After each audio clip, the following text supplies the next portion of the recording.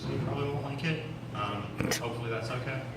Also, it does mention, in not a completely negative context, a dead white male fiction writer.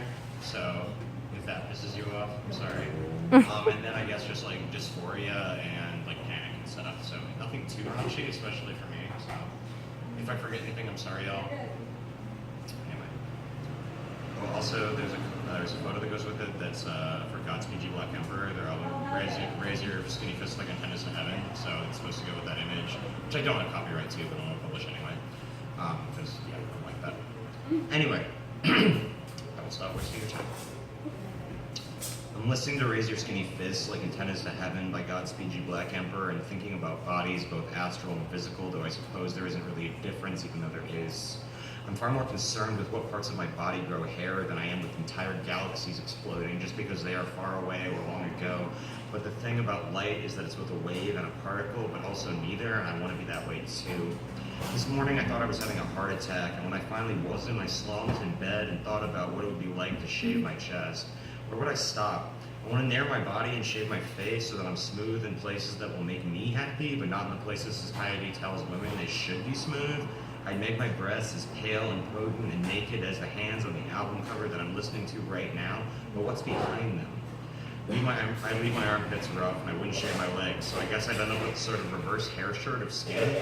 I don't know exactly where to put the edges. It's these stupid details that I get bogged down in, lying in bed with the sun and cold leaking through a thin sheet over my window, staring around the inside of my eyelids like a night sky looking for Jupiter. But it's not the point. I'll never be in the new body, or maybe I will, but this one has held in energy that threatens to tear it apart and suck it down to nothing, or not nothing, but something so too dense to lift and too dark to see.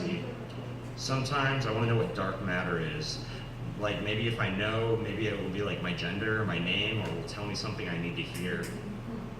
When I was little and I had hair down to almost my waist, and I wanted to be an astrophysicist because understanding the darkness was the only thing that made it less scary. But now I think the opposite might be true. I didn't shave today. I did, obviously. This is a while ago. I didn't shave today, and I don't know what lives beyond my breasts or how to calculate the time it takes for light to hit my window and then bounce between my mirror and my eyes. I know that light takes about 8 minutes to reach the Earth, and that in 4 million years the sun will explode, and that I will never be an astrophysicist because it's too much math. And that thinking about how small I am doesn't scare me anymore, and I know of all these things are not the point. What's behind my breasts? In this book by Douglas Adams, where there's this machine, a punishment, a corporal punishment, because even in the infinity of space and time, Douglas Adams was a white man born in the 50s, so there was still a prison industrial complex orbiting every star. There was this machine. All it did was show you how small you are in the universe, and it was supposed to be crueler than death. A being with 2 heads, 3 arms, and a drinking problem enters it, and it tells him that he is the most important thing in the universe. He exits, feeling exactly how he already felt when he entered. This is only because he was tricked into an artificial universe made by a dictionary that was also a bird and existed in 5 dimensions, which was created just for him. I'm not sure if I went in that machine how I'd feel. Would going mad for my own insignificance or being told that I'm the most important thing in the universe be lonelier? Why does there have to be one or the other? Why do prisons orbit imaginary stars? Why do I care whether I have hair when everything I have ever seen or felt or tasted or loved was once just an explosion?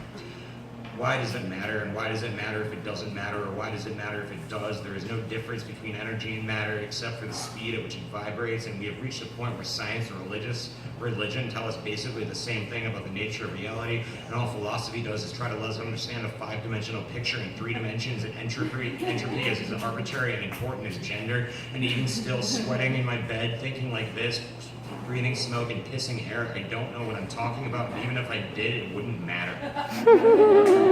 What's behind my breasts? Maybe I'll shave tomorrow.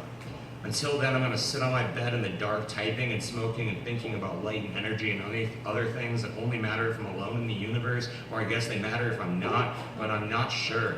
I haven't cried properly in years, and that isn't sad or happy, because at this point, I'm pretty sure that the only thing I'm pretty sure of is that if anything can be actually reduced to a binary, then I reject it. Even that.